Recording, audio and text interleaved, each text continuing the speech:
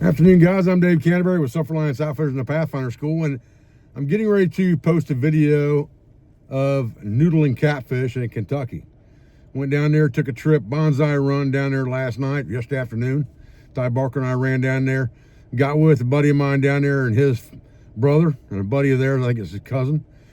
Went out on the lake and did some noodling, and I want to kind of set this video up a little bit for you before I get into it so you can understand the scenario. So, first of all, what I want to tell you is that it was definitely not what I expected it to be, noodling catfish. It was much cooler than I expected it to be, because the way they do it down there, the way these guys do it, is very much like a combination of trapping and fishing. And what they do is they take large cast iron bathtubs and they take like an oxyacetylene torch and cut a door in them in the front side. So they lay lengthwise, basically, most of them. And you have a door in the front that creates a cave when it's upside down on the bottom. So you're giving that catfish a cubby or a cave to go into, much like you would set a cubby set for a raccoon or some type of set to get a bobcat into or something like that, and a den set of some kind. It's the same thing, except they're doing it underwater. And so you put these things in place and you mark them on a GPS where they're located, and then you go back out there with your boat. You find them, you get in the water, and they're in about 3 to 4 feet of water, 4.5 feet of water. Most of that water is up to my chest. So 4.5 feet of water. And you just walk around that water once you drop a buoy where you think those traps are at until you find it. And usually you have two guys doing it at the same time, especially when you haven't done it a lot. They usually have another guy that's with you, because what happens is the door is actually big enough, and I'm holding my hands out about, 12, 14 inches here. That door is about that wide. It's about that tall in that bathtub cave. So the fish could actually get out of that door, even with your hand in there, if you're not careful. So what happens is a guy will stand with his legs, basically, and his feet in the door, standing up in the water. And you go in behind that guy and dive down and put your hand basically between his ankles into a very small opening so the catfish can't come out if he swims past your hand. And so the object of the game is to get the catfish to bite you, to defend the territory he's in and bite your hand. So you go in there with a closed hand, basically. You don't want him, grabbing onto a single finger. I experienced that yesterday. Trust me, that's no fun. I got me in a single finger right here, and it's still sore to this day. Still sore today, I should say. Actually, my whole hand is pretty sore, because I can tell you that sticking your hand in a large catfish's mouth, if I had to compare it to something, I'd say it's about like a brand new number 2 double long spring. That's about the clamp power of these catfish holding on, except when they're mad, they grab you, suck your hand in, and they obviously start to shake it a little bit because they're mad.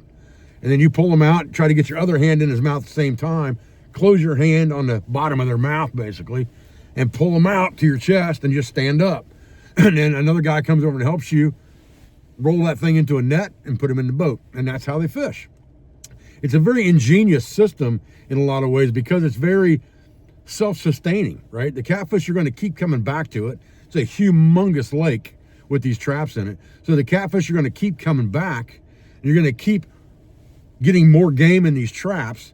So again, it's, they're sitting there working while you are sitting at the house, sitting at camp, whatever you're doing. Traps are working for you. All you have to do is go in there, and instead of putting bait in the trap, your hand becomes the bait. You're trying to make him defend his territory and attack your hand. Sometimes it works, sometimes it doesn't. Sometimes they bite you, sometimes they don't. I had one that was really difficult yesterday. I was hitting him in the head and trying to grab his gills, and I was grabbing him by a fin and a tail and trying to get him to come to the front of that thing, and I could not get this catfish out. Finally, he got through the hole and got past me, but I could not get him to bite my hand. So it doesn't work every time, but from talking to these guys that do it all the time, out of, checking 40, 50 traps, they're catching, upwards of 20 large catfish out of these traps on a given weekend. So the percentage is pretty good, especially during the season, because you're hoping that there's going to be a big female in there trying to nest, and that's what you're trying to get. We brought home 4 yesterday, and I bet we probably checked, I'm going to guess, maybe 20 traps. So if you extrapolate that data, you're probably looking at a little over 20%, or right at 20%, a little under 20% maybe, of a catch ratio from the traps that you checked or had out there. pretty good odds really of catching food. And when you get a catfish that weighs 25, 30, 35, 40 pounds, you're talking about a lot of meat when you've got 4 or 5 of them bad boys. And these guys supply their whole community with catfish dinners and things like that. So it's not like you're just going out there and catching these catfish for sport and killing them off. They're feeding a lot of people, having a lot of fish fries, community functions, things like that, and using these catfish for those functions. I think that's really, really awesome. So without any further ado, Hey, did they tell you their names? yeah. All right, here we go. The man with the plan. So we're on Lake Barkley. Guys are about 3.5, 4 feet of water, and looking for catfish holes, basically, that are structure that has been put out here to attract the catfish. Marked on a GPS, but it's not an exact science, obviously, so you gotta walk around and find them. Once you find them, game on. We'll see what happens here. They're gonna teach us how to do it today. Oh, yeah. Shouldn't need it. What am I going, buddy? I think he bring his fucking net. Buddy, bottom some this one.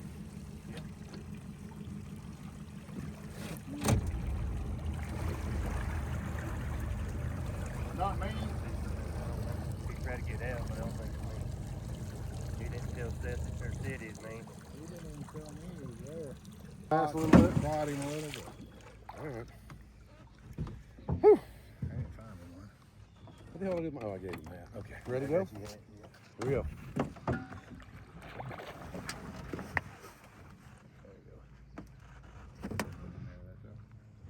He's in. That's my tube. He's feeling.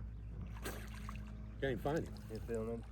I reached around there about up to the freaking damn I'm shoulder blade. pulling with my leg. Flat, huh? Well, that's easy to say. That easier said than done? It's not hard to do. That's not hard to do.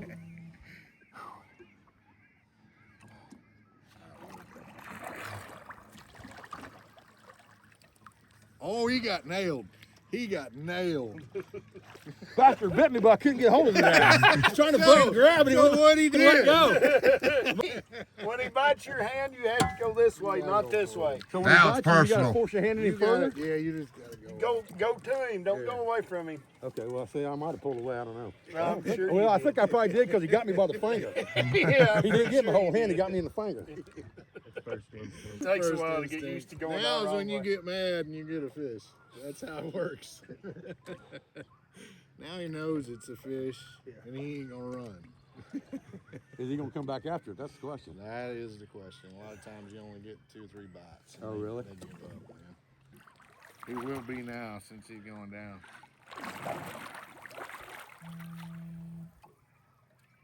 He's there now. He got bit. He got bit. He got him. Wrap him Got his ass now. Wrap him up. Buddy.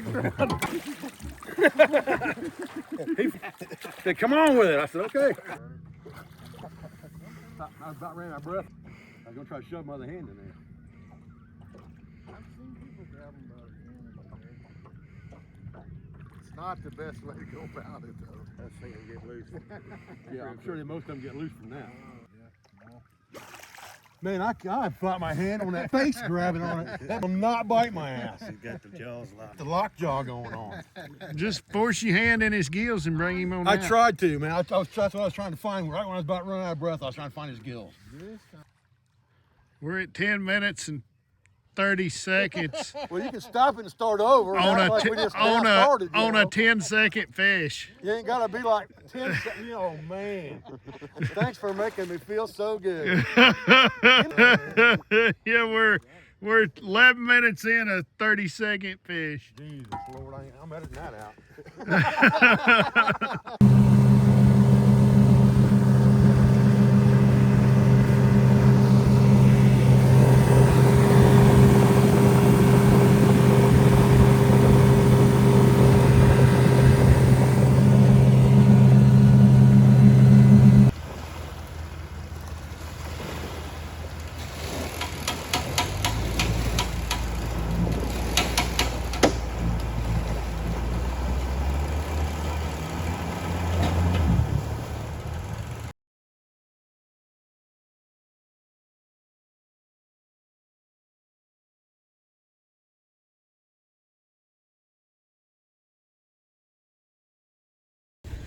All right, guys, listen, I appreciate you joining me for this video. I know it wasn't real long, and it wasn't real entailed because there was a lot going on, and it's hard to try and film when you got so many things going on at the same time, and you're going up, down, up, down, up, down in the water, trying to check these traps, trying to get a catfish to bite your hand. There's just a lot going on to try to film all of that while the guy's trying to control the boat and most of the other people are in the water. We got some footage. I did the best I could. I got at least one catch on video, I know. I'll figure it out when I'm editing the video here in a few minutes to put it with this stuff to post it tonight. But I appreciate your views. I appreciate your support. I thank you for everything you do for our school, for family, for business, for all of our sponsors, instructors, affiliates, and friends. And this is what the outdoors is all about. Doing something new, learning something new, enjoying yourself, and learning a new skill. Thanks, guys.